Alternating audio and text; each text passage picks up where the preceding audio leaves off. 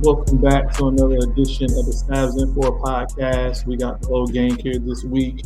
Myself, Brad the GM. We got Esquire Dave. We got Terence. We got BT. We got Corey. We got Dre from PG County. What's Always goody? coming in with the hottest takes.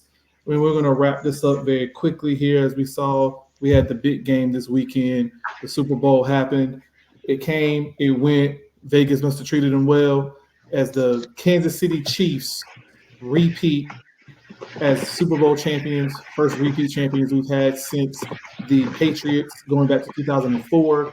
They went in overtime 25-22 after Patrick Mahomes connected with his receiver in the flat in the end zone on the with about 15 to 20 seconds left in the game. So, fellas, real quick, we've covered a lot this year about the NFL, so we're just going to wrap this up right here.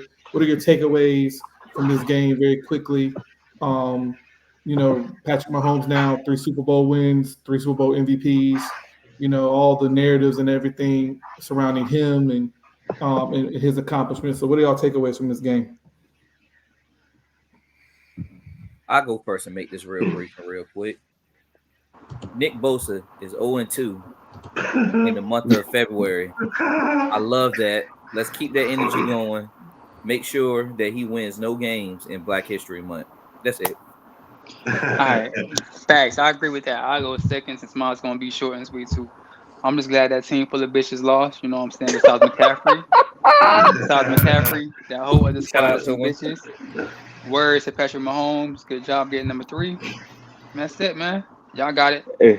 Hey, BT, it's funny you say that because it feels like you're not the only one that feel like that because since the 49ers lost, like, mad NFL players been coming up there fucking next, bro. Like, I was like, dang, I didn't know there was so much disdain for the 49ers out here in the league. Yeah, bro, crazy, he's talking man. shit. I didn't know. What Yeah. happened when you talk shit? It's because of I'm Debo, second bro. that It's because of This Debo. a whole Debo lot It's of just Debo shit day. going It's on. just Debo. It's just Debo day. It's not just Debo, but he's the lead culprit in it, bro. I feel you. I feel you. He's the I feel lead you. clown. He's the bozo of all bozos. That Damn. is him. Damn. Damn. You got Debo, you got Nick Bosa, you got some other you got some other busters on that squad that they was coming at. So hey, it's whatever. But I want to say congratulations to the Kansas City Chiefs. Congratulations to Patrick Mahomes on a 3rd ring. Congratulations to Andy Reid on another ring. Congratulations to Travis Kelce. Arguably the greatest tight end to ever play. He could be slapping on some sweet yams, but instead he's slapping on some string cheese. But he's slapping on some Fat string boy. cheese. But Fat boy. but I ain't say that. I'll say he could have, but He could have. he could have. Texas. Say he could have, yeah. But Stupid. that's neither here nor there. That's none of my business, quite frankly. So, but this game, I mean, a lot of the talk around this was that this would probably be a defensive game. It was for the first half and until there was more scoring in the second half. Each team scored 2 touchdowns throughout the game.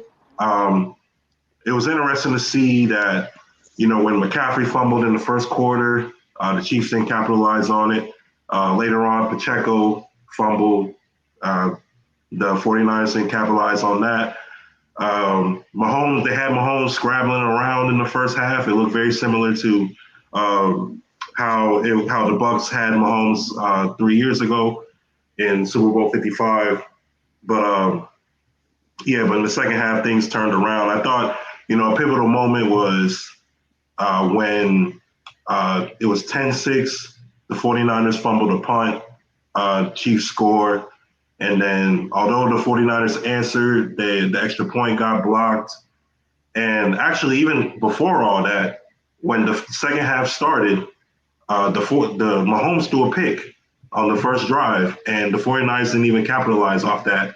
And that's like, to me, if you wanna win a game like that, you have to capitalize on the opportunity. You could have went up 17-13 right there, and that would have put the Chiefs were already struggling at that moment, you would have had to, really you would have had to force them to score back to back and get a stop on you.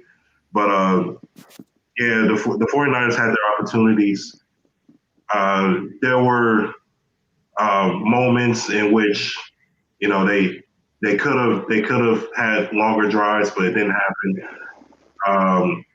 And to just address Brock Purdy, I know there's been a lot of talk around whether he's established himself as a elite quarterback. I think he's just established himself as a reliable starter. As you saw in the Super Bowl, he was able to. He didn't have a bad game. He had a very decent game. I think he had 255 and a touchdown, 23 of 38. Not a bad game, but he didn't make the necessary throws to be able to change a game. And also, I thought what was funny is that like Debo had 11 targets and only 3 catches.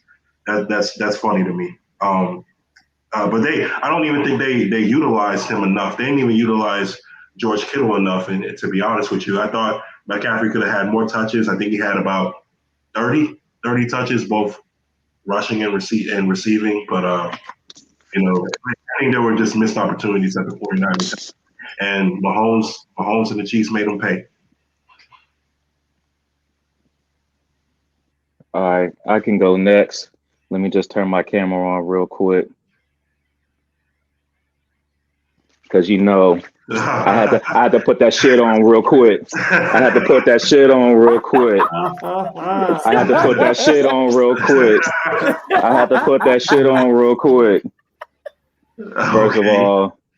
First of all, shout out to the Chiefs, man. Patrick Mahomes is just him, y'all. Like, he's at the point in his career where we're not asking if he can do it. We're asking how many times can he do it now. Yeah. You feel me? Because they're asking he won a Super Bowl, done it. They're asking if he can win on the road, he's done it. They're asking every time, and 3 straight Super Bowl he's been in, or the 3 he won, he's been down double digits, and he's been able to answer the bell in that fourth quarter. Like, Kansas City just established themselves as a team where you just gotta be able to beat them physically and mentally, because they're not going to beat themselves when it matters the most. From Kansas City, they're the first team that won a Super Bowl when they led the league in most drops. Kansas City used their defense in crunch time to win these games. And let's go back to the first Super Bowl. First Super Bowl, we could say they pretty much had everybody that we know that won that first Super Bowl. They had Tyreek and all them. Then after that Super Bowl, he loses Tyreek Hill. Still won the second Super Bowl. After that second Super Bowl, he loses EB as an offensive coordinator and Orlando Brown Jr. as his offensive tackle. Yeah, it was shaky in the middle of the season, especially in December, but they still came out and won the championship, and they played their best football where it mattered. Y'all, and to our fans out there, this is what a dynasty looks like. Even when you know you're not even at your best, you're still going to put that best effort out there to win the game. And going back to the defense, Spagnuolo, we got to give him his credit. Because since the second half of that Super Bowl against the Eagles until this point now, his defensive calling and his defensive adjustment and his defensive plays have been immaculate. Top tier. This is probably like some of his best work, his best run as a D coordinator I've probably seen his whole entire career. And I also want to give a shout out to Chris Jones, who I think now solidified himself as the top interior lineman in the game going back into last season. And he made sure to follow it up this season. Because Dave, you mentioned about the throws that Purdy missed for touchdowns. Those were because of Chris Jones. Yeah, exactly. Chris Jones affected all those plays. So I know the big topic for the past month and a half has been about QBs being game changers or game managers. We got to talk about how sometimes these defensive players are game changers themselves, because Chris Jones was been wrecking havoc throughout this whole playoff run, and he stepped it up on that game on Sunday.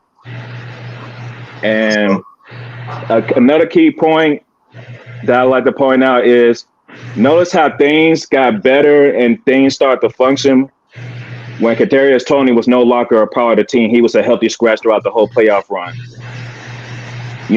My boy BT, he knows this. One of my favorite mottos is positive vibes only. Because sometimes you just got to kick that negative shit out the locker room in order to prosper. And that's exactly what they did. You could just tell he was bringing the energy down the locker room. Last year, a hero is this year's villain. So they just have to make that change. He could be mad all about it he wanted, but if he was catching passes, he wouldn't be finding himself in this situation. So that is what it is. 49ers. Oh, my bad, Drake. Now I just want to say 49ers, y'all, second time in the Super Bowl, y'all. This was yours to win. Y'all didn't handle it.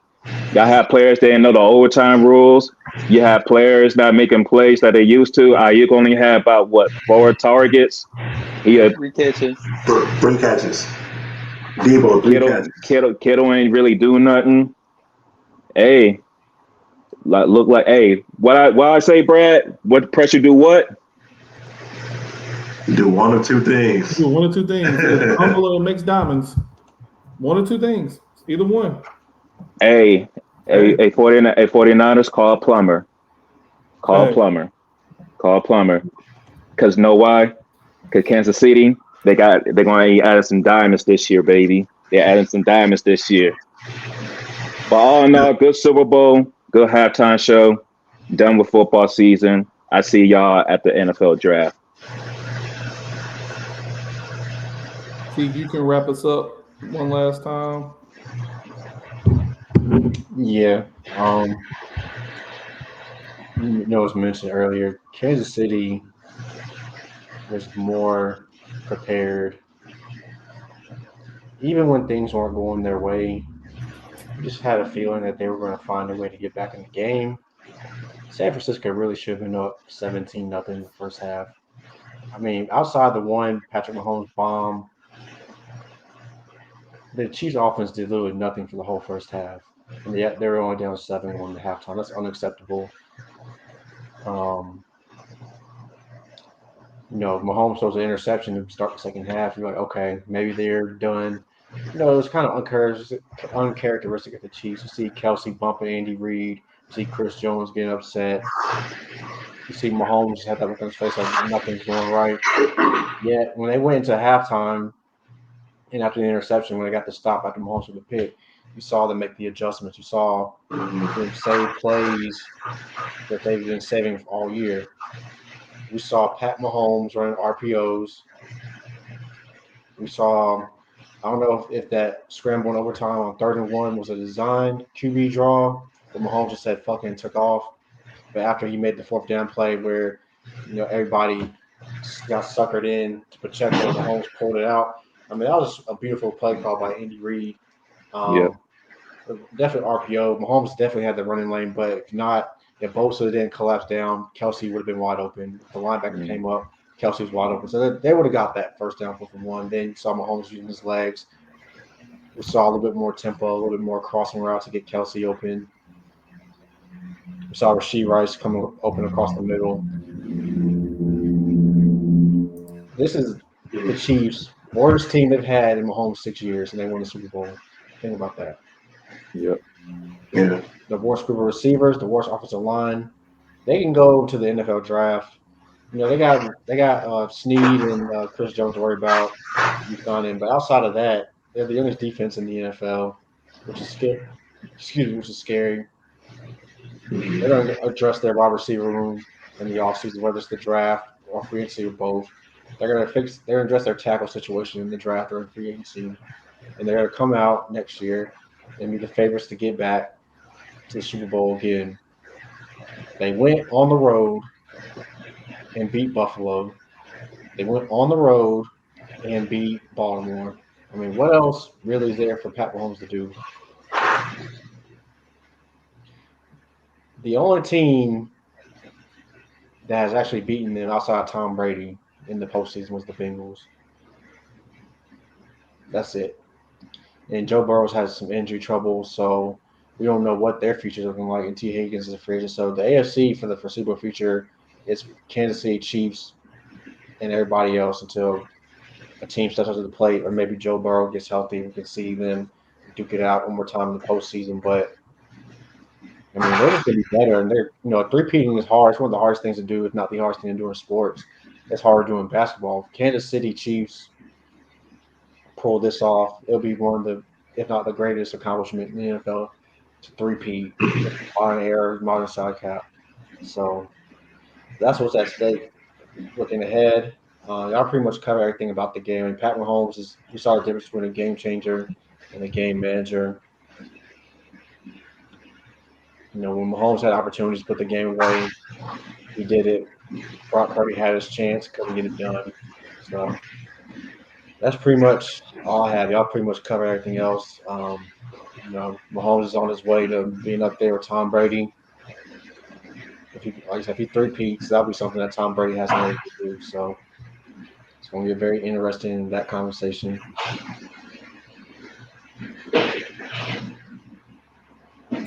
Yep. I mean, pretty much everybody has said what I would have said. I would just, make the point that, at the end of the day, as everybody said, this was probably one of the more weaker Kansas City teams, and they still came out on top. It's going to be scary times going in the future. T detailed everything they could do in the offseason. We could be having this conversation a whole year from now, and we'd be looking at one of the greatest dynasties because, as T eloquently just said, nobody's three-peated. It's the hardest thing to do in sports. So Chiefs are Super Bowl champions. It's been great covering the NFL season. Until the NFL draft, we'll see what happens with some of these teams making moves in the offseason. But that is a wrap on the NFL coverage. We about to do basketball. We are now going. Hey, Brad, before you do that, I got some things to say real quick. Toast. Yeah.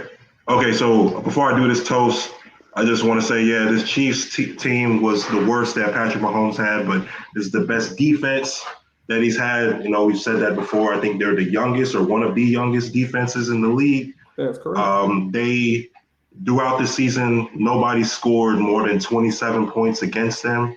And I think that was I think they were definitely like top 5 as far as like points allowed and everything and efficiency rating and stuff. So credits to them. And also, this is the 3rd Super Bowl that Kyle Shanahan has been part of in which he's blown a double-digit lead. So I'll leave the listeners with that. Now let me get this good drink. I'm gonna get this good wine right here. Got my little wine, my little wine glass here. Pour a little toast. When you toast, you gotta get the wine, the good stuff. Real sophisticated out here. So I want to say, this is a great time because football season is over. When I think about the Super Bowl, when I think about this whole season, both college and professional, I think about how my agendas have failed and my enemies have succeeded. And I look forward to a new day because this is a new day and we're transitioning to basketball, talking more hoops.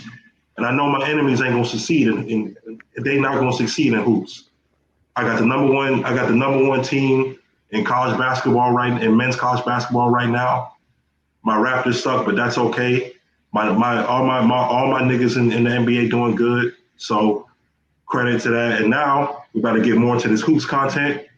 We might even I'm a soccer enthusiast, so I'm gonna give you some soccer enthusiasts, some soccer content my damn self if I have to. So there's more of that coming. We're gonna have more Grand Slams and tennis on the way. So we gonna talk about that. And we got better shit other than this football shit coming. So hey, cheers. Yay, we're done with the mid-ass football season. All right, back to the show. This was a terrible ass season. This was a terrible season. Tom Brady was right. So now Tom Brady and Cam Newton were right. So hold on. Yeah. So no more football until the draft, right? We done with this football shit, right? Yeah. Unless something important hop up. Yeah. I'm about to say, unless something crazy pops up, we are done with football. All I will say to end it on is Let's go. We are Damn, why done. you do my homie like that? Cause it's done. He in Disneyland. Fuck it. Let's go to hoops. Let's go to hoops. He do his jersey like Skip on them Cowboys jerseys. Why we talking about Pigskin? Why we talking about Pigskin? Let's talk about Spalding. Let's go. Let's go. Let's go.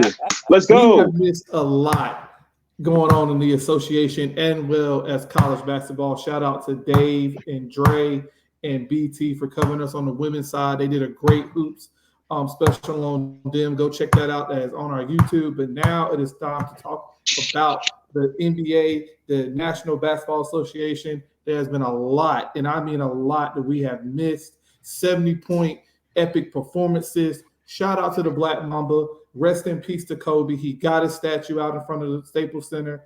A great showing for him, a great statue. Too bad his Lakers right now ain't looking that good, but they are in the play-in as the standings I checked earlier.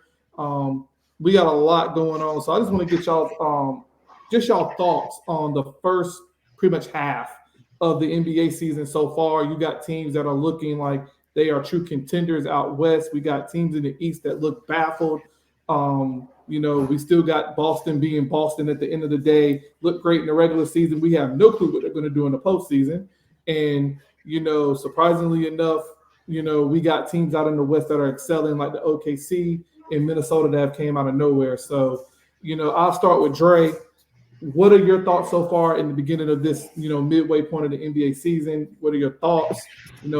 What do you see kind of the second half stories being post All-Star game break? Well, if y'all haven't believed in it before, I need y'all to start believing it now. We are already in the post-Bron, KD, and Steph era, because these young kids, these foreign players, they're hooping right now. Like, they're really hooping right now. And you can kind of see it in the standings. I think Clippers probably got like one of the older teams that's kind of like in the top 4 of their conferences. But outside of that, you're looking at teams with Minnesota with Ant-Man, OKC, who we watching now with SGA, the Kings. Just all these, it's just you're starting to see all these young teams stepping up and thinking that there's going to be in the middle of the pack or playing for the play-in. They're actually playing for top seeds in the league. So it's just been some crazy matchups, some crazy games, some new rivalries that are forming. I feel like the NBA got another spark that's been kind of missing for the past few years. So it's just great to see that, I feel comfortable that the game's going to be in good hands when that untimely day when all those 3 mega star players I mentioned, KD, Bron, Steph, and eventually got to hang the shoes up and go do what they want to do after playing NBA.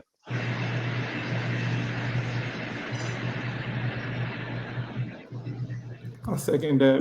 The league is in definitely good hands. Dave, if you want to go ahead and go give your thoughts, impressions, first half of the NBA year. We got a lot of stories. I know we said earlier the teams we were looking out for, our league pass teams.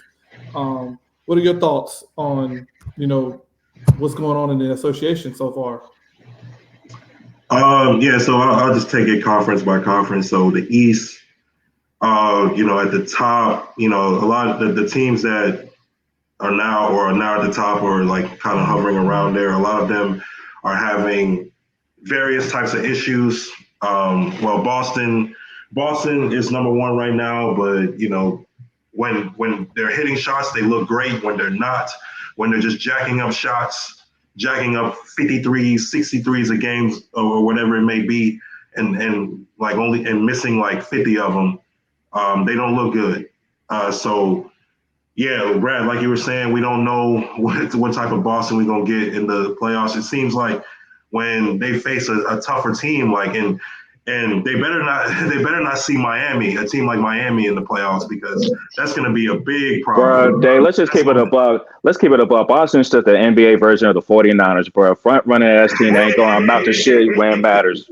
Hey, I agree with Dre. That is the perfect. That's a good analogy. That's a good analogy right there. That's a good analogy. Until they get it done, it's whatever. Yeah, since like the last 6 years, it's been like that, and I agree with that comparison. Milwaukee, new coach. Second new coach. Yeah. I promise we're gonna get to that later. I promise we're gonna get to that later. Corey, calm down. Put the gun out. Put it up. Put it back up, Corey. Hey, Corey, you gonna let me talk about this shit? Put the gun down, bro. It's not time yet. It's not time yet. Don't address it yet. It's not time yet. It's not time yet. Milwaukee has their issues. They've had a lot of defensive issues, throughout the season. Even when Adrian Griffin was there with Doc, they've I think they're like 2-5 now with Doc, or I think that's the record. So they have a lot of issues that they're trying to resolve there. Philadelphia obviously has Joel Embiid, the reigning MVP, hurt. The timetable for him to return, and how the new pieces like Buddy Hield and everyone like just gelling together, how they'll look like in the playoffs. That is to be seen. Cleveland is number 2 right now, but Cleveland is too damn soft. Jonathan Allen got punked by Ben Simmons. That's unacceptable. I don't think Evan Mobley and those guys are ready yet. I think Donovan Mitchell, Darius Garland, they can only do so much, but they're not tough enough, for the physicality of the playoffs yet. I like what Orlando and Indiana have been doing so far this season, especially Orlando, because they have a lot of young pieces. I like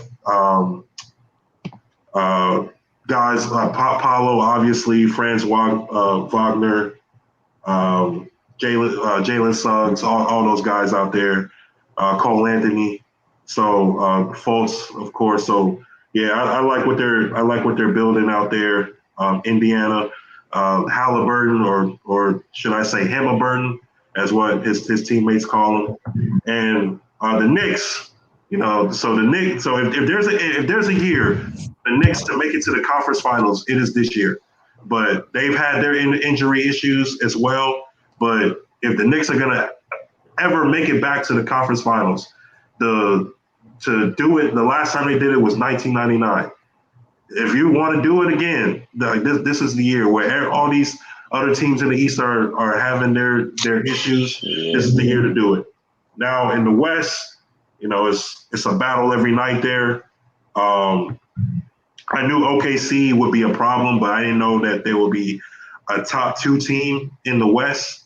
So I'm happy for SGA and all those guys out there, Chet Holmgren. Minnesota, they're a very good defensive team. Obviously, when you have rim protectors like Rudy Gobert, you're gonna be good defensively. But they've been better than what we think. And the Clippers had their struggles back in November and December after the James Harden trade, but they're 16-5 so far in their last 21 games. They've really turned it around, and now they're in the top 3 in the West. Phoenix has come along. The Pelicans are in the mix. The reigning champs, the Nuggets, are in the mix. So there's a lot of, like Dre was saying, that era of new stars outside of Bron, KD, and Steph has already started, and you're seeing it on display in the West. There's a star on like almost every team out here, and then my favorite, my league pass team was the Utah Jazz. They're currently outside the play-in right now, but Utah's already a tough place to play. They're like right outside the play-in mix. So, and Houston, Cam Whitmore has been balling. He was the summer league MVP. So, yeah, man, it's a battle every night in the West, man. It's after the All-Star break, every Western Conference it's gonna be hell. It's gonna be box office for sure, because they're gonna be fighting for playoff spots every night. I agree with that. The West is going to be box office pretty much, I think, the rest of the way. When I was looking at the standings earlier, it's going to be crazy. out here. T, what are your thoughts on the first part of the season? I also want to hear your stats, kind of like, just now at the end of the trade deadline, I see the Hornets made some great pickups, some great trades to get rid of some people, bring some new blood in, and bring in some veteran leadership to that team. Just want to get your thoughts on the first part of the NBA season, also what's going on in Charlotte. I'll start with Charlotte real quick. So, obviously new ownership's coming in. So, they're changing up a lot of stuff. This team had no veteran presence. So basically what they did was they were sellers at the deadline. They were able to get 3 players for Gordon Hayward. Trey Mann, who's been solid starting at the 2 guard since he's been on the team. I can't even say his first name, but his last name is Michich. He's a 30-year-old rookie. Been playing pro ball overseas. He knows how to get to his spots, not athletic, but he just knows how to play the game. Typical European player. Pass first point guard. Bertans is just going to come in, shoot the ball, give some shooting. His contract's not guaranteed next year. We'll probably waive him and save $11 million in cap space. But Bertans is who he is. Getting Grant Williams and Seth Curry for PJ Washington and the first round pick was a blessing. Blessings. Bless up. Blessings. Thank you, Dallas. So, it'd be interesting to see what happens. I think LaMelo will come back possibly either tomorrow or Thursday before the All-Star break, but definitely after the break, incorporating with some of these newer players like Trey Mann. Guys are going to be here in the future. Continue to see Brandon Miller elevate his profile. He'll probably win his second straight Eastern Conference Rookie of the Month. He won't win Rookie of the Year because Wemby just had a crazy game yesterday. So Wemby's definitely going to be Rookie of the Year. But Brandon Miller has a chance to be number 2. Chet's playing well, so the future of the league is bright. This draft is proving to be top heavy. The top 2 players are good, and then Chet last year, he sat out, so he's technically a rookie this year. So those guys are going to be making noise for a long time. And then Scoot Henderson, I'll say this real quick. He's been up and down, but he's had some moments as well. And transitioning into the point guard position in the NBA is just like transitioning to the quarterback position in the NFL. It's a very difficult transition. Sometimes it takes just a little bit more time. But as a league as a whole, right now, as of today, the Minnesota Timberwolves are the number 1 overall seed out west. I think they're an interesting team because I don't know if they're the most trustworthy team, but they're a team that I think is actually built to beat Denver because you have Gobert, Naz Reid, and Karl-Anthony Towns. You can throw multiple bodies at Jokic. They have athletic defenders in McDaniels. Anthony Edwards can get after it. I think the key for Minnesota is the point guard position. Can Mike Conley stay healthy to steady the ship when things aren't going well? Because we've seen game. I'll give you a perfect example. Karl-Anthony Towns, the same night that Joel Embiid dropped 70, Karl-Anthony Towns dropped 62. He had 44 points in the first half. But you saw an immature team. You saw their coach, Chris Finch, call them out after the game because they kept force-feeding Cat to try to get to probably 70 or maybe outdo Embiid instead of trying to win the game. And Cat was forcing up bad shots, and they kept forcing the ball. Ant was really involved. And that was a game where Mike Conley wasn't even playing. And I feel like they're going to need him in the postseason to just kind of level them out. Things get haywire or Karl-Anthony Towns playing soft.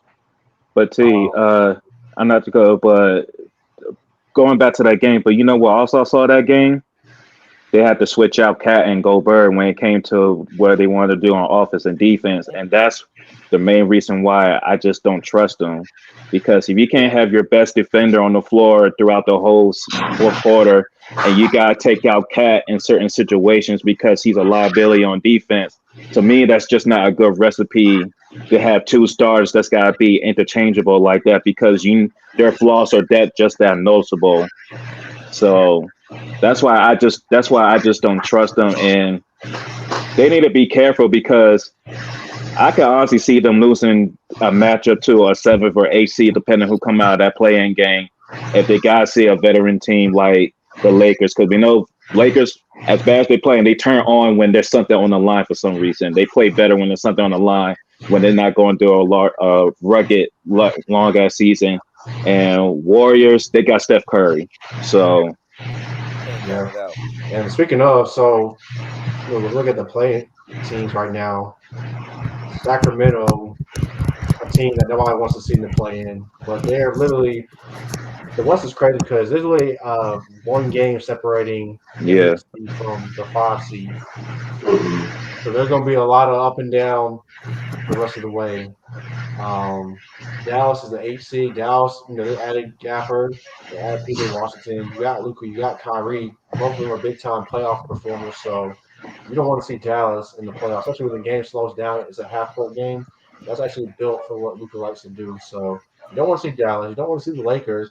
You don't want to see the Warriors either. Basically, you're not hiding from nobody. Like you can't like you can try to strategize to see who you rather play in the first round, but at the end of the day, it won't matter. You're going to see somebody. Like even the play-in, you're going to see somebody. That's why the play-in is box office itself, man. Like the play-in right now, Kings, Mavs, Lakers, Warriors. Like at least 2 or 3 of those teams are going to be in there. Like.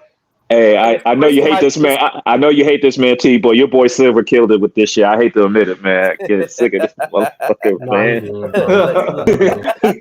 I mean, the East play-in is gonna be some Reggie, but the West, the West play-in is gonna be fire. Like, East play-in got the play-in MVP in there though. We know what Trey. Yeah, we know what Trey do. Play-in Trey. Oh. NCAA tournament. What's the Hawks? Where the Hawks at? They like 10. They number 10. Yeah. Boy, the Hawks get in this playoffs as a 10 seed. Oh my god. Hey, bro. He always finds a way. I don't put it past him. He can make it happen. He finds a way.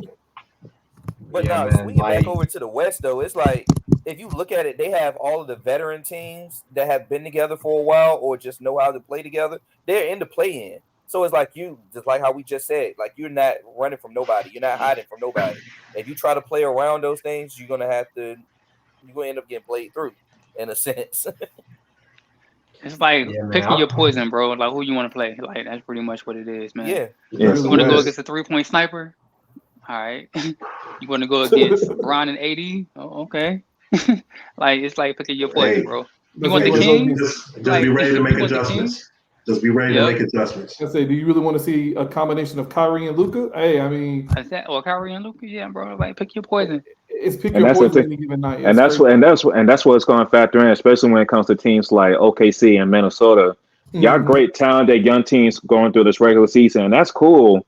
But technically, both of y'all haven't won a playoff series in a little minute, especially this collection of OKC players. And we saw what Minnesota did the last time they was in the playoffs. And I know they traded for Rudy and everything, but it's going to be different. You're going to see a whole different scheme and type of play when it gets to playing playoff series basketball. So I kind of want to see how these young teams are going to look. I'm with you. I think the Clippers are set up for a deep run. Yeah. Shout out to Tom. They ain't got no excuses. They ain't got no excuses, in my opinion. They literally have everything. They done figured it out. The stars are aligning for them to get there. They have no excuse. In my opinion, I think the Clippers should be the favorites to win the championship, even ahead of Boston. I was thinking the same thing. Yeah. If they make it there, they should win it. Yeah. Because at the end of the day, who do you trust more, Kawhi Leonard or Jason Tatum? Exactly. Kawhi? I trust Kawhi and PG more than I trust Tatum and Brown. PG more than Tatum. Yeah. I got one even better. Who you trust, Tyronn Lue or Joe Mazzulla? Exactly. Tyronn Lue, he's a top 2 coach in the league. Like that even a question? Yeah, bro. Only nigga I don't trust on the Clippers is Fat Suit Harden. But that nigga hooping though. So you know what I'm saying? That's for right now. For now. But let's see what we get to the playoffs. But when it comes to the Clippers, and I don't think people are really talking about this a lot, it's that move Russ did going to the bench. It's not even just for the regular season. It's going to pay dividends in the playoffs because you just gave the most energetic mofo in the league off the bench. So he's like the minutes that he's used to getting as a starter, he's not getting anymore. So now it's just he's gonna have all this pent up energy when it gets to the playoff. And he was already held last year for Phoenix when like he made it as competitive as it could without PG and Kawhi. Yeah. So now it's like, okay, you got your starting lineup, and then you got this pit bull that's ready to come off the leash, and then he's gonna just do some antagonizing ass shit on the court. Yeah, because and be that spark plug. There's gonna be moments, and I can already guarantee there's gonna be moments where James Harden is not gonna show up in the playoffs, and you're gonna need that boost off the bench from Russ. You're gonna need that boost off the bench from Westbrook. So Ty Lue and Russell Westbrook. If this all works out for the Clippers, credit to both of those guys for the moves that they've made to help the team. Hey yo, I'll say this real quick.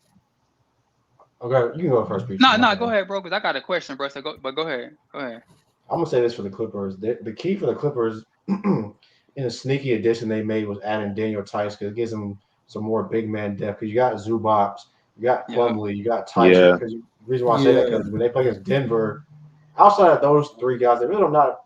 They have guys who are like 6'8" with some length, but they're not really like big. So Zubac is really that big body that they're gonna need to bang with Jokic. And then Plumlee, he's athletic and he's tall, but he's not like a bruiser, but he's serviceable as a backup. And then you have Tice as well. That was a sneaky good pickup adding Daniel Tice. And also, I think those are some X factors for the Clippers, just mainly for Denver if they see Denver, because they can, their wings can pretty much handle anybody else out west. But when you go against Denver, you got to deal with that guy in the middle. You're going to need some guys that can bang in the paint. So I think those are going to be like X factors for the Clippers if they play Denver. That's a good shout out, T. BT, what was your question, bro? All right, man. I know you're the moderator or whatever, man, but I got a question real quick. So I'm watching this game real quick, right? Mm-hmm. The score is 92-72, right? So the game I'm watching is the Bucks and the Heat. And the Heat is smacking these niggas. So why exactly did the Bucks Doc Rivers again? It's just a question, bro. Corey, it's just a question. Oh God. I set you up, Corey. Go ahead and I set you up for the alley, bro. Go ahead. It's at Milwaukee, right? The game's at Milwaukee, right? Yeah. It don't really matter. It's at Milwaukee, right? I saw the score. Real quick, I was not going to say anything, and I was like, I'm just going to say it. Go ahead. Yeah. Robinson, Nikola Jovic, rookie, Caleb Martin, Bam Adebayo, and Tyler Hero. No Terry Rozier, no Jimmy Butler. No, he played, but he didn't start. Oh, okay. No. So again, why in the hell did they get Doc Rivers, bro? Like, it doesn't make this shit is baffling. And to they're me, still bad on defense. This shit is baffling to me, son. But hey, man, I said last night and you took off tonight. The only good thing that came out of this, we didn't have to hear Glenn Rivers' ashy ass esophagus calling games anymore. Hey, Corey, put the gun down, man. I promise we gonna get to this. I promise you, we're gonna get to this one day. I will say this. I will say this about the Milwaukee Bucks, though. I will say this though, because at a point in time, we gotta keep it real. We tell the truth on here, and that's why I respect us. We keep it real on here. Hey, yo, Giannis, you got 2 coaches firing in less than a half a year, bro. We got to talk about it. This is the Giannis. You was the one that was banging on the desk talking about this is how you got to do it. Yeah, you saying there with a team that technically has 4 All-Stars on there. Hey, Giannis, you haven't made the Eastern Conference Finals since you won that chip, and we can honestly say that your path wasn't the most resistant path ever to get to your championship. So Giannis, instead with the passive aggressive in the media about what y'all gonna do with coaching, maybe you should start looking at you making moves to get Drew out of there to bring in Dane to hurt your defense. Also saying Grayson Allen away to Phoenix because they have to make room for that trade. And then you want to bring Adrian Griffin, and of course you probably had some disagreement with him. Yeah, with or without him, you're still getting smoked by the Pacers, who has no goddamn defense. So Giannis, That fast break offense crazy though. so That Giannis, That shit is. It is. Yeah, it is. This shit beautiful. I need you after this All-Star break to show me something, because the way the East is looking, like just like Boston, there's no reason why you shouldn't make the Eastern Conference Finals. Nope. So don't get pumped by no team like the Heat. I think we said it. How the hell do you beat Denver? Go ahead, T. Sorry. I'm saying, how the hell do you beat Denver last night and this happens? I know it's a back-to-back, but you're at home. You're at Glenn Rivers. You're at home. Glenn Rivers. They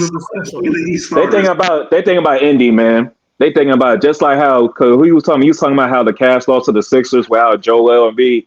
You could just tell that some of these teams, they just thinking about Indy, bro. They ain't play over 50 games. Mm-hmm. Like the desperate teams you look at, it's like teams like the Warriors, because they know they pretty much got to win almost every game at this moment. But teams that are like in the top 6 of their conferences, they just like, we just trying to get to this break, bro. We are tired.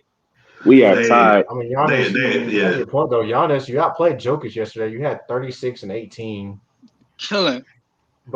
But how the hell do you turn around the next day with no Jimmy Butler, no Terry Rozier, Hawkins has come off the bench. Miami's only playing 8 guys tonight.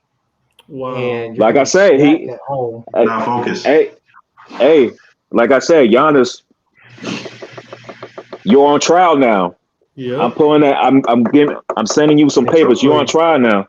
Giannis is actually hooping tonight. It's really not him though. He has 23, 10, and 7 through the third quarter. Dame Lillard's 5 and 13.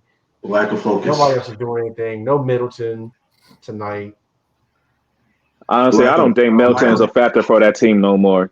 I was just about to say that. Is Middleton even like a key piece of that team anymore? Like he's a key piece, but it's like I don't think of him when it comes to my picks of the Milwaukee Bucks. Is either he's going to add something to it, or his role has been severely diminished.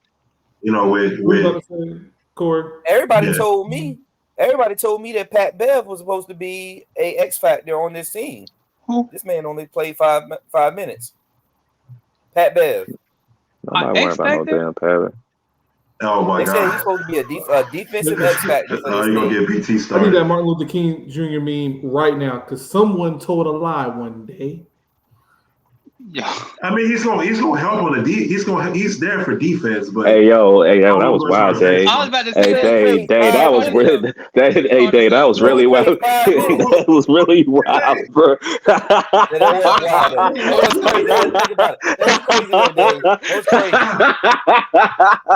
crazy. I missed that one. Nah, he called himself. You good, bro? You good. Hey yo. We're gonna have to watch. I'm gonna have to watch the tape again on that. Watch that over. Watch that over. Watch that back. Yeah, that was nuts. I mean, yeah, we looking at some of these teams a little. I mean, we said at the beginning of the year when we did our NBA preview, we said legitly that there's no excuse. The Eastern Conference Finals should be Boston and Milwaukee. We said it from the off. They have no excuses. And now we're sitting here February 13th, and we're sitting here looking at both of these teams like, Boston, you still want to play analytics ball when it's been proven that the analytics ball is not going to get you where you need to go. And you look at Milwaukee, and it's like 1 minute you got a coach, you get mad at him, you're one of the worst teams on defense, you ship him out, you bring in a commentator who is known to blow leads, and it's just I don't know where to start with these two. I'm looking at these two teams, and I'm like, y'all have all the talent to get to the finals, but y'all take the most difficult routes to get there. Y'all don't want to take the easy route, just play ball and do what you're supposed to do. Y'all want to take the difficult route. Like, so Boston definitely has no excuse. If Milwaukee still had Adrian Griffin and they weren't able to get to the finals, I would still say they need to get to the conference finals, but not get to the finals. I'd be like, okay, I can understand that. But now I'm not giving Milwaukee a pass at all, because you made this shift to be able to get to a championship, and that's not what it's looking like right now. It's not. Because like I'll put Dre and T on the spot. Dre and Terence, real talk. Everything pushed to the side. If Boston doesn't make it to the finals, are we going to put JT and his running mate on trial? Because this is what they on trial right now. They on trial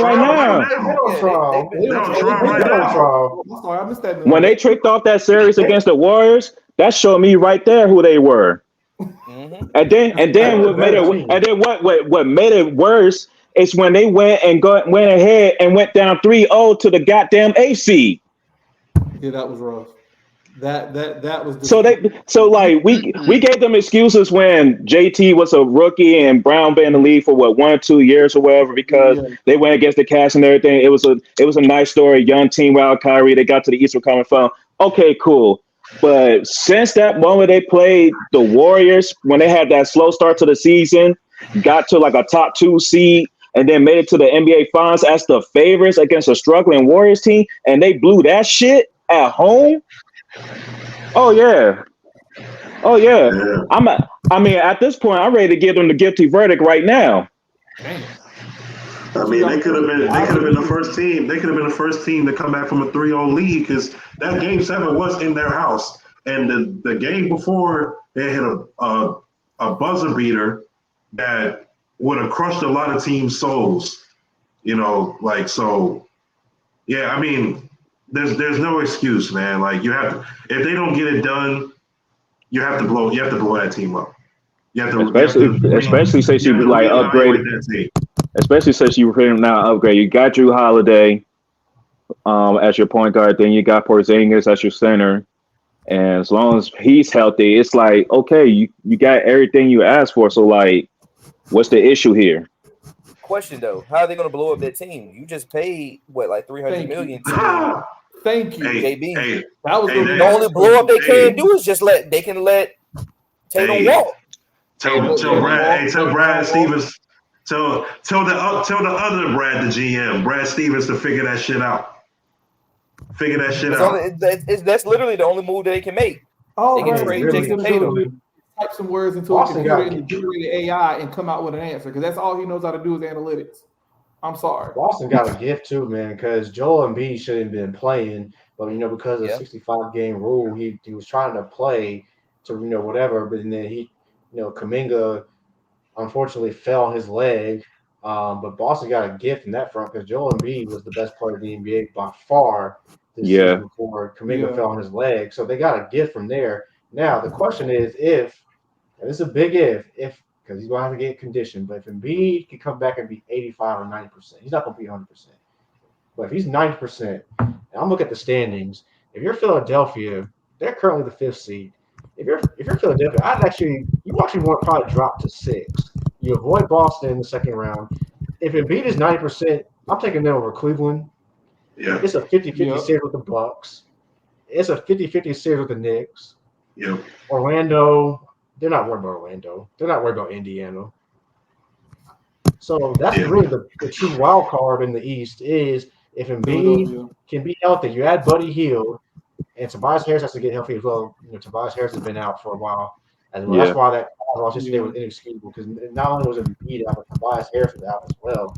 But if they can somehow get Embiid 85, 90%, and he can get in condition, they ease him back in the regular season, maybe put him on a minutes restriction, 30 minutes a game, just to get in condition and go. If Tobias Harris is healthy, Max is big hooping, you added Buddy Hield. I mean, Philadelphia has an opportunity to really shake things up and a path to the Eastern Conference Finals because if they get the Cavs in the second round, are you taking Cleveland or are you taking Philly? I'm taking Philly, easy. Mm-hmm. If the Bucks are the 2 seed and they play the Bucks in the second round, that's really a 50-50 series because Philadelphia's going to have the better coach. Arguably the best player in the series, even though Giannis has the ring, but Embiid was playing on that type of level this year. If he can get, like I said, 90% of that, and with maxing them, and I don't trust Doc Rivers, and I don't trust this version of the Bucks. So there's a path for them to really shake up the East. But like I said, it's all going to be if Embiid can come back and be 80, 85, 90% of what he was, because he was the best player in the NBA by far. After All-Star break, it'd be like 2 weeks till he reevaluated. Yeah, After the All-Star, something like that. Yeah. All-Star break. Yeah. So like, yeah. So unfortunate he got hurt, but you can't ask for a better time for a star player to get hurt because it still gives some leeway and time to get back sometime in March, right before things really kick off for the playoffs. Yeah. I'm honestly not worried about Embiid being at 84 because we seen Embiid doing the situation. Unfortunately, we seen him be in the situation before. Sometimes he gets hurt right before the playoff. He's able to make it in time. So at this point, it's like, okay, it's the X's and O's when Nick Nurse is going to be better than what he had with the previous two coaches. And they're going to be able to execute down the stretches when they get into those battles in Game 6 and Game 7, especially in that second round when they can finally close the deal and make it to an Eastern Conference Final. That's my only main question when it comes to the Sixers at that point, because Embiid is Embiid at this point. He's just a player that, especially when this was like, how many injuries has he had now? So it's like, yeah. So like when it comes to his knee, Embiid is who he is right now. So I hate to say it's kind of expected he's going to get hurt around this time, but at least he's able to come back now and play at a high level. Now I just want to see the X and O's and see if they're actually going to give him the rock when it matters, because that's your best player. I will say, personally, go ahead. Didn't he tear his meniscus in the playoffs? Like actually during the first round of the season? I think so. Yeah.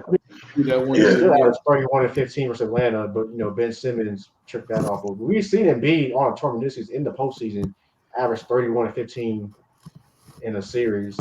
So even at 85%, he can still get you 30 and 12 or 30 and 10 easily. So like I said, it's really going to be on Nick Nurse at that point if Embiid is 90%. Like we've seen this before. We've seen him actually play at a pretty high level on a bum knee before in the postseason. It's really just going to be how they manage it at that point. But I'll just throw it out there because Philadelphia is definitely a wild card because they was trending up for the injury. Cleveland got hot, New York's got hot, but they can definitely shake up the East, and that's going to be something to look out for as the season draws to a close. I think after the end of February, I think there's like 6-7 weeks left in the season, so that's almost 2 months before the beginning of the playoffs. So we'll have some time to get reacclimated, but yeah, it's really Boston's to lose at this point. If they don't get it done, then you really got to look at Joe Mazzulla and make a decision on him because you can't get rid of Jaylen Brown with his contract and Tatum's contract extensions coming up. So yeah, they're pretty much stuck with what they have. So What's that, Corey? What was you about to say? Personally, like going back to Philly real quick, if I'm Nick Nurse, I'm not rushing Joel back until it's playoff time. If they're consistently at a top 6 seed, I'm not worried about the play-in at all. As long as they don't slip down to 7, if they're top 6, all right, Joel, take as much time as you need. Even if we got to plug you in as soon as the playoff starts, we'll do that. But I would rather for this new look Philly team to gel more together and then bring Joel into the front than risk bringing him back early and then him getting. But see, the reason I disagree with that is because he's a big man, and you just can't ask a big man, especially someone like Joel, to be like sit down for 2 months and think he's going to get conditioned by riding on a bike or running on a treadmill and then put him in playoff type scenario basketball. He's talented, but he's got to get some type of rest before the playoffs. Yeah. He's got to get some type of conditioning before the playoffs, because the last thing you don't want to do is, because right now Philly can play up and down because they don't got him on the floor.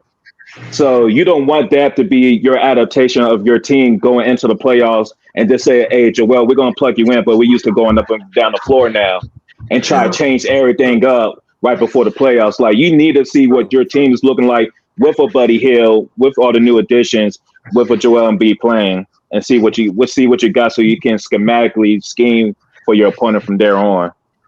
But you can put Joel. I mean, is it safe to say you can put Joel on a minutes restriction when he comes back? Yeah, I think most definitely. Yeah.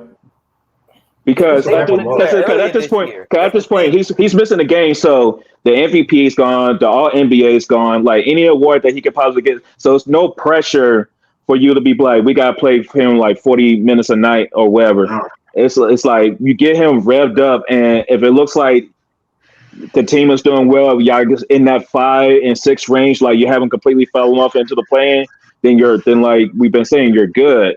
But I don't think you should just like completely shut him down to the playoffs for a big man like that. I think he's got to get some reps in. Oh, no doubt. Yeah, I kind of agree with Dre on that one. You don't want to plug and play him right in at the beginning of the playoffs when, as y'all stated, the pace that they're playing now is different with this core unit that Philly has out there now with the new additions. You don't want to throw a big man in there like that when you know you're going up and down the court. And I'm like Dre, he's going to need some minutes to get back ingratiated with the team. And I think the best way to do that is kind of bring him back 20, 25 minutes a game to start with, maybe creep it up to 30 as you get closer to the season. And then hopefully you're at that 4, 5, 6 seed. You're not really too concerned with that. You want to be 6. You don't want to be 4 or 5. Yeah. That means you have to play Boston in the second round. Yeah. You want to be 6. They should be trying to follow around what Cleveland is doing. That's what they should do. That's a good shout too. Yeah. I want to bring a topic up real quick, and I know we're getting towards the end of the pod episode tonight, but it's something I kind of wanted to bring up because we've had our own individual conversations about it. Speaking of Embiid, we know he tried to play that night.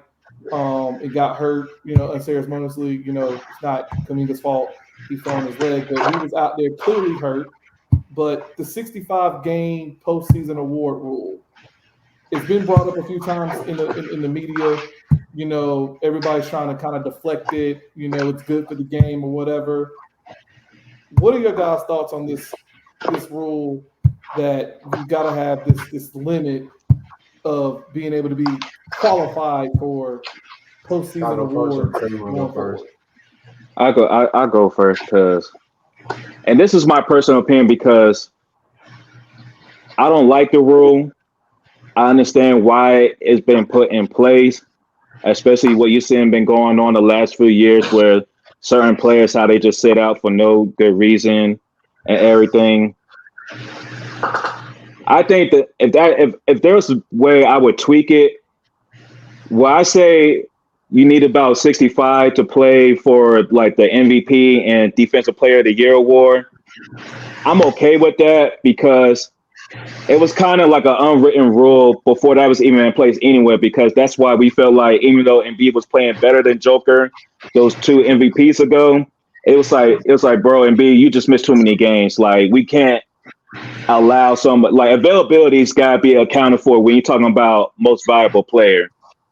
But when it comes to like all NBA, I don't think there should be a limit on that. Because you're messing with people's money, and that's like the one benefit that the players got out of this whole CBA shit. And so because what I hate about it is it's like this is not people. These players haven't been even missing games off of rest. If they're missing games off of rest, it might have been 1 or 2 games per player. They're missing games because they had legit serious injuries. Halliburton was out for a while because of a serious injury, and B is going to be out for a serious injury.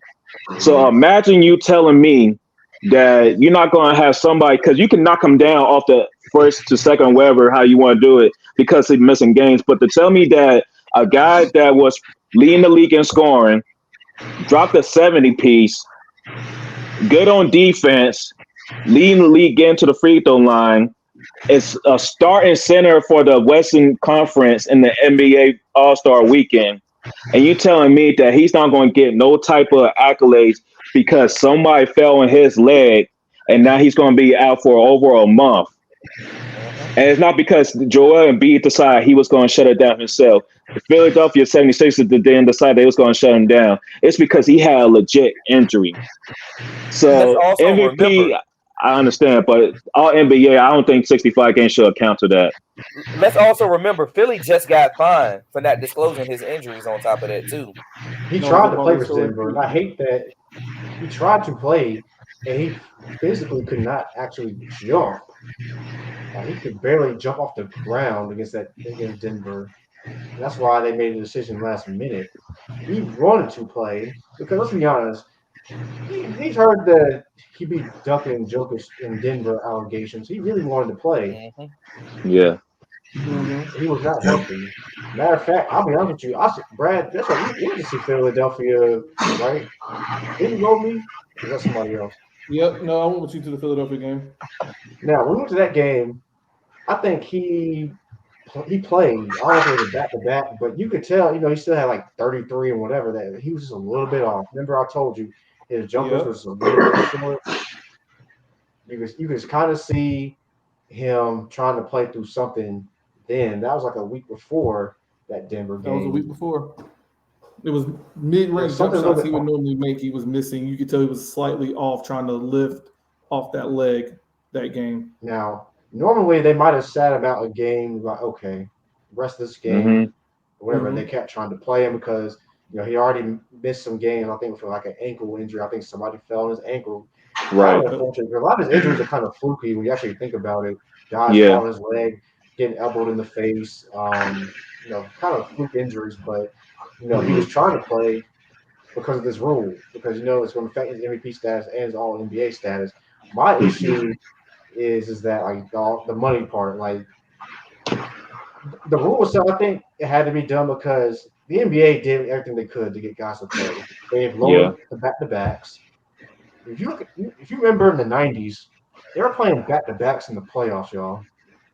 I know it's almost 30 years ago, but they were actually playing back-to-backs in playoff games in the '90s and flying charter, not like private planes. I mean commercial. They're flying commercial, right? And they playing back-to-backs, a more physical game. I know the pace has increased, and maybe that's why the injuries are up because the pace is higher than it was back then. I'm just trying to figure out how the guys back then played 82 games in a more physical league. I know the pace was slower. And there's a lot BT, that's a whole question for another pod because I think I know why. I think you know why too. But yeah, you're right. You hit it. You got it. It's not a sports science pod, but I have theories about that.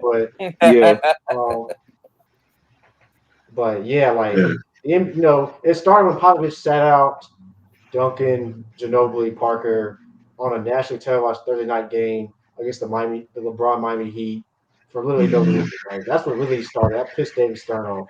And Silver's taking over. You kind of seen guys like Kawhi and guys just kind of making a mockery of it. And, I'll give you another example, right? When the Lakers came into town, my boy Roy and I went.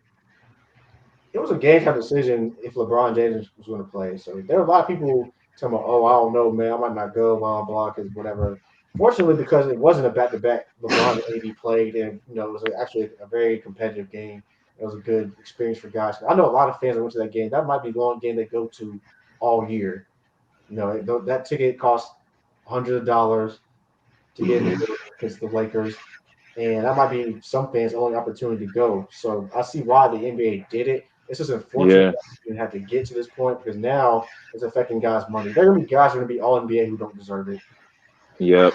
Joel Embiid is a center, right? So you got to take him out. So what other centers really deserve all NBA? We know Jokic is going to get all NBA. But then they change it to where it's like it's just got to be top 15 players now.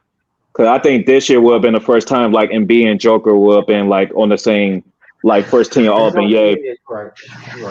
Because last year it was kind of ridiculous. Like you second in MVP voting, but you're on the second team.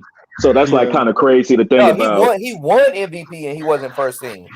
That's what it was. Oh shit! Yeah, shit. He wasn't first team All NBA. Yeah, he was second team, and it was dumb. Point is somebody's gonna be All NBA because Embiid is out, and who else has been injured a lot? That could have been all. Halliburton's like I think he got 5 games left. Yeah, Halliburton. I think because like Halliburton got like 5 games. I don't think we got to worry about Booker, but Booker missed like 10 games already. What about Bill? Bill has missed a lot. Bill's missed a lot of games. But we ain't worried about Bill making Albany. We ain't got to worry about that motherfucker. we ain't got to worry about that shit. We ain't got to worry about that shit. I'm talking about people that actually deserve to be an All NBA player. Like that, it's just crazy. Some guy that doesn't deserve is going to get All NBA, and means they're going to get paid a significant amount of money. And it can actually handicap. And they're not going to live up to market it. Teams.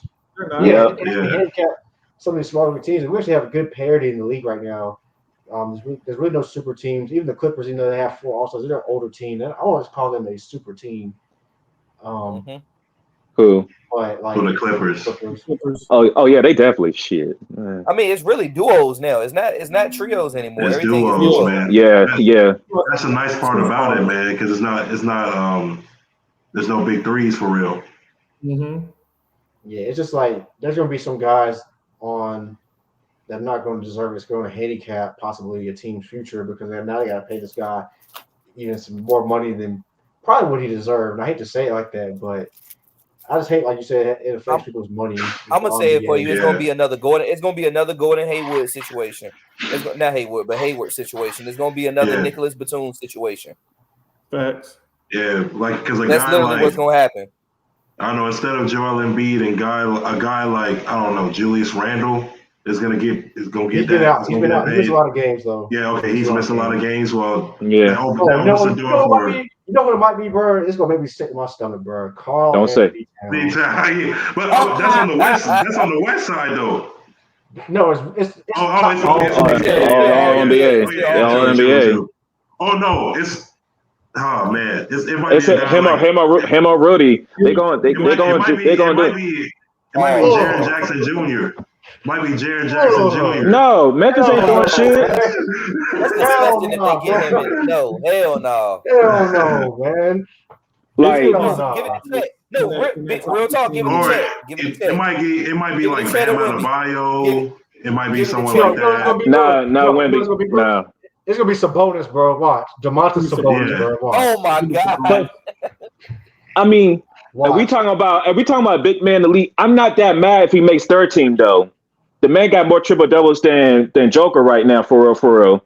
And I actually felt like he was snubbed from the All-Star team. I feel like him and Fox got snubbed. I don't know how the hell the Kings didn't get not one All-Star player. Yeah, they should have got bullshit at least. Yeah, that's crazy to me. So, but like Sabonis is like I'm cool with, but it's somebody like because I'm gonna say this right now. Just because your damn team is the number 1 seed by the time of the All-Star break doesn't guarantee y'all need multiple All-Stars going to the All-Star game. Exactly. I'm sorry. Cat don't need to be in there. Rudy, I hope they had never had a shot of him going to that joint. If Ant-Man's the nigga on the team, it should just be Ant-Man. Because again, the Kings, who are currently 5th right now or close, have no All-Stars in that joint. No All-Star. Fox is averaging over 25 and 5. So Bonus is getting triple doubles out here. They are still winning. They showing it now. Fluke. And ain't got no All-Star from the team. Is averaging 20, 13, 8 assists on 60% shooting, bro. So yeah. That's an all-star line right there, in my personal opinion. Yep. He's had more impact than Cat, bro. Yeah, he has. Hey, my nigga Malik Monk need to be 6th man of the year. No, I'm pushing that agenda, bro. But if you hear this shit, bro, there's still some niggas in Charlotte who love you, bro. Yeah, come on back home. Come home. Shit, he ain't coming. He ain't coming back, man. He ain't coming back, bro. But yeah, bro. Real quick, man. Is there before we head off, bro, any quick takes college basketball, men's? I know y'all did the women's episode. We haven't really talked men's yet.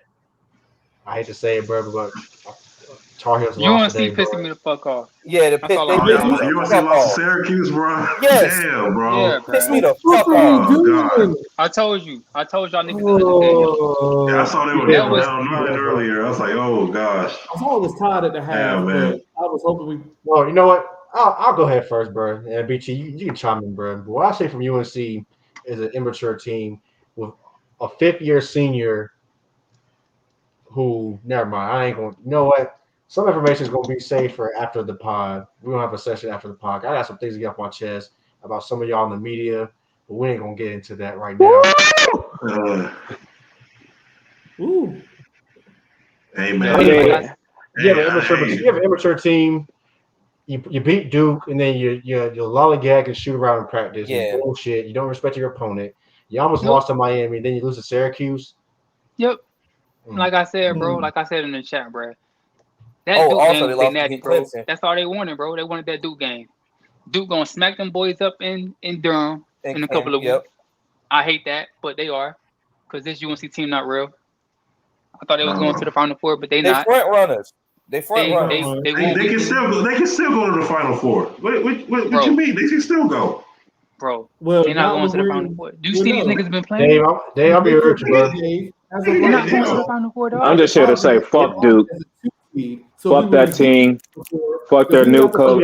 Fuck their old coach. Fuck that school in Durham. To the East, right? Fuck their core. They're going to put UConn in the East. Yeah, if we the number one overall, they're going to put South. Fuck the Cameron Crazies. They're going to put Houston in the South. And they're going to put I don't know. They're going to put the Midwest because Kansas keep losing. Kansas not going to be up there. It's going to be the West as a 2 seed now. Who's going to be the other two? Oh, Purdue is going to be in the Midwest. Purdue. Oh yeah, Purdue. Yeah. Purdue. Even UNC turn it around. Even UNC turn it around. They're going to send UNC out west. And then if Arizona keeps winning, they're going to put them in the West. Yeah. Yep. I would not be surprised if they put us in Arizona's region, bro. You know why they can do it too. Even if y'all end up as a 2 or a 3, they're gonna put y'all in the West. Yeah, that's gonna happen. But you know what? They're not gonna see Arizona because they're gonna get beat in the first round. So it ain't gonna really matter. Yeah, I'm not gonna be that. I ain't gonna be that disrespectful on y'all, VT. I know, but look, have you seen these niggas play?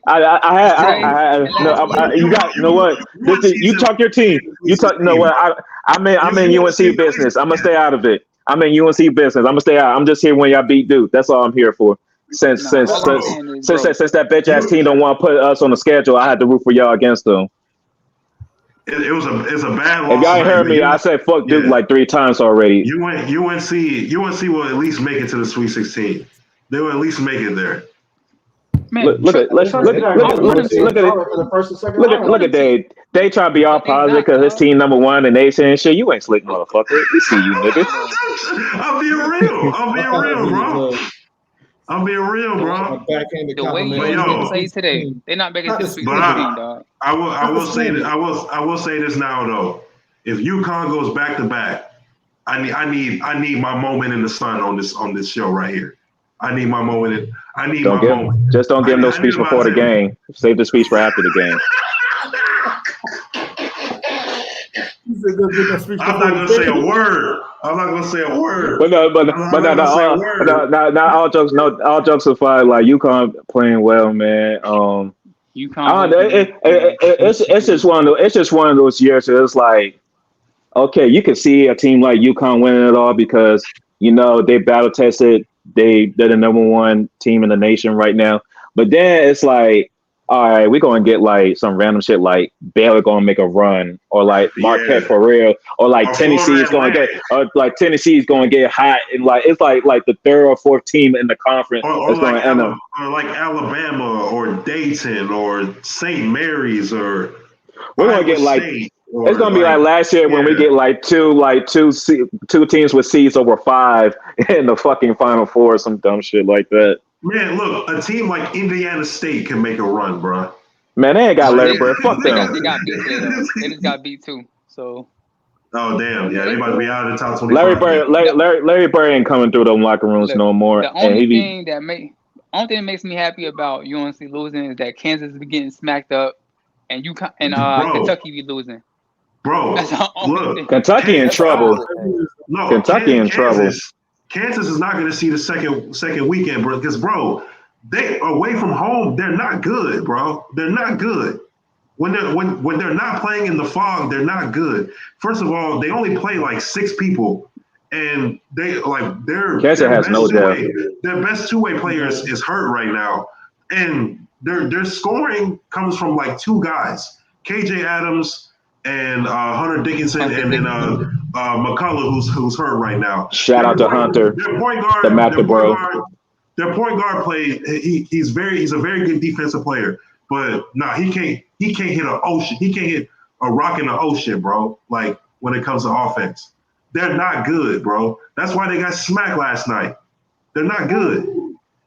They're not good. That's why UCF beat them. Texas Tech has beat them. TCU went into their house and almost beat them, bro. They were like one shot away. We should have won, man, bro. We should have won in that motherfucker, bro. Like that's what pissed me off, bro. Like they're not. Tell us how you feel, Dave. Tell us how you feel, Dave. Now I will say this. I really feel like Dave got a point because looking at these rankings, it is one of those weird years where you can really see some of these random ass teams make it to like the Elite Eight and just fuck up everything. Marquette fucking 4. Because it's like Indiana State is every week. Someone at least multiple teams in the top 10. Multiple teams in the top 10 lose every week. But every week, someone in the top 10 loses. It's crazy. Big facts. Yep. Like Virginia got beat today. So I can see why good. Virginia lost. That's a win for Dre. Yeah, bro. If we're going down, our ops going down with us, bro. That means exactly. If we gonna lose, everybody gonna lose too. Y'all heard what Dave? You heard what Dave said in his speech earlier. He said all his ops gonna lose with him. That's some crazy shit, bro. Taking the ops down with you is crazy. They say I'm a kamikaze ass nigga, bro. It's like what the older generations, our older Nigerian generations used to say, man, if my enemies see how my teams are doing right now, they'll just laugh at me. That's how I felt about football. Like my enemies just laughed at me all season, man, and I'm glad that shit is over with. Now you ain't now we're in this basketball shit. You can't laugh at me now. I'm number one.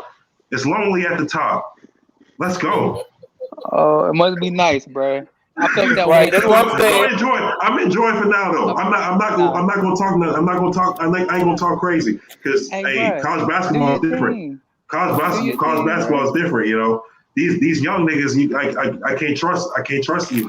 I can't trust these niggas, dog. Nah, do your thing, because when UNC smacked up Duke, bro, you know I was talking my shit, dog. You know what I'm saying? So, hey, I feel like because like when y'all say, oh, we gonna play a game in March as far as like UNC and UConn, I feel like that shit's gonna happen, bro. I feel like that shit's gonna happen. I don't feel good about it anymore. I'll be so conflicted. I want to see it. I want to see chaos. I'm gonna just sit here and be like, I'll be so conflicted, bro. Honestly, after the Clemson game, I felt like it won't gonna happen. When I checked earlier, they had UNC as a 2 seed in the East. Now, like they said, that might change, but Joe Lenardi had UNC as a 2 seed in the East, with UConn being a 1 seed. So crazy things have happened. If that happens, crazy things happen, man. We got to win out. Yeah, for real. Yeah, we got to win out. That's the only way. Who we play next? Man, at this point, bro, it's really bad, bro. UNC got see right now. UNC got to defeat this opponent, and it's UNC. UNC got to beat themselves right now. Like from what I'm saying, like you've been saying, BT, ever since that Duke game, the UNC team that I've been seeing prior to that game, I don't see anymore. I just don't see anymore. I understand y'all been on the road a lot these past couple of weeks, but still, this is not the same ACC from like 2 years ago, or hell, even last year. So these L's are inexcusable. These close wins are inexcusable. So they really got to shape up. I feel people talking about, bro, this is a weak ACC, bro. It really is, bro. We got people down here to, ACC is better than what it really. No, it's not. No, it's not. Bro. We had only 4 teams make it in the tournament. 4: Carolina, Clemson, Duke, and I can't think of the last one on top of my head. Probably Miami. Yeah, I was about to say you got Miami can get in. Hey, they've been struggling like shit. I don't know. I don't think Miami in the hell no. You talking about last year? You talking about last year or projected for this year? I'm talking about this year, like. Projected for this year. Okay. UNC, Duke, Virginia, and maybe Wake Forest. No, Wake Forest. He has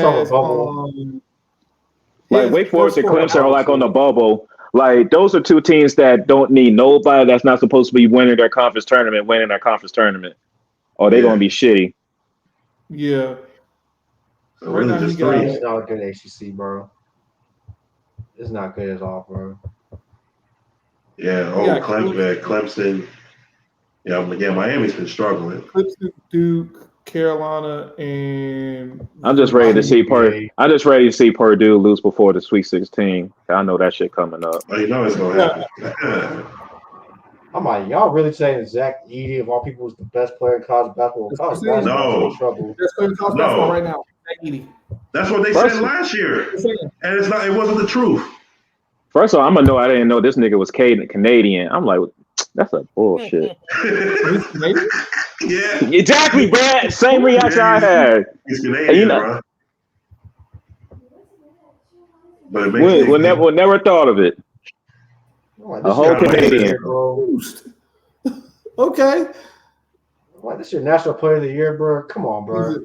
What happened to national player of the year, bro? These be guys like Derrick Rose and John Wall and whatever, right? Zach KD, Mike Beasley, like them type of dudes. Winners. You're gonna go through all these great names, and you're gonna get down to Zach Edey and be like, "What the fuck were they thinking?"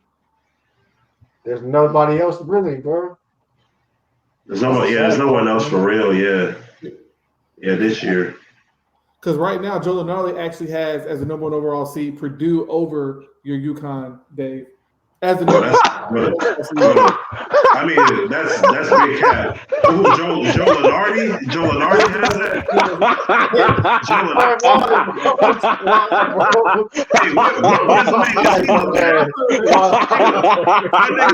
What resume is he looking at? Yo. Purdue lost to Northwestern and Nebraska, and who else? Who else they lost to? They only got 2 losses. They got 2 losses. Well, our losses were at Kansas, and we had a loss at Seton Hall. Okay, whatever. Like we lost to a team that was ranked number 2 in the country at the time, and then we had a loss to an unranked team. What? I mean, but look on the winning streak that we're on right now. Come on, Joe. What are we doing, Joe? Come on, man. The only Joe I acknowledge is Joe Proctor, bro. What are we doing, Joe? RP to a real one. RP to a real one. What are we doing, Joe? What are we doing? But the best lawyer in the universe. The best lawyer in that universe. We gonna let it play, man. I'm just happy I can enjoy this shit. You know that's all that counts. But y'all see, audience, we've been waiting for this shit. We got through all that bullshit. I mean, the playoffs were cool. I'm not gonna act like the playoffs were cool, but the NFL season as a whole was some mid. Tom Brady was right. The action's been happening in the hooping, college basketball, NBA, women's college basketball. Hell, WNBA free agency been going crazy. Shout out Seattle. Like this is the money time now. This is where this pod's about to really take off now. But appreciate y'all holding on, sticking with us. Shout out to the freshman for USC, the freshman girl. Juju. Caught some of her highlights on Twitter. BT, thank you for that little the post she made. She is a baller. She had a 51 piece. She is a 51 piece at Stanford. Yeah, she a problem. Big problem. Big problem, man. Hey, man. Shout out to the stars. Go to the women's game. If you want to start, if you care about star players, go to the women's game, bro. Hey, shout out Caitlin Clark. Caitlin Clark, by the next time we record, box office. Caitlin Clark will be the all-time leading scorer in women's college hoops, bro. Yeah. Box office. Yeah, box office. David and Dre know that she came to Maryland and apparently traffic was hell because she shut College Park down. Nigga, I ain't seen traffic like that since a Maryland Duke game back in the early 2000s. Bro, I live like 3 miles away from the Xfinity Center, bro. It took me an hour to get to a parking spot. That is wild. She box office, like you said, puts on a show.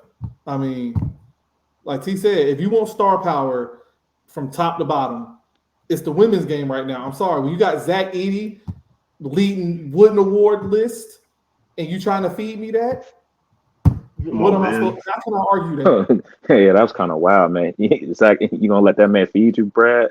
That's kind of wild, bro. That's kind of wild, bro. That is wild.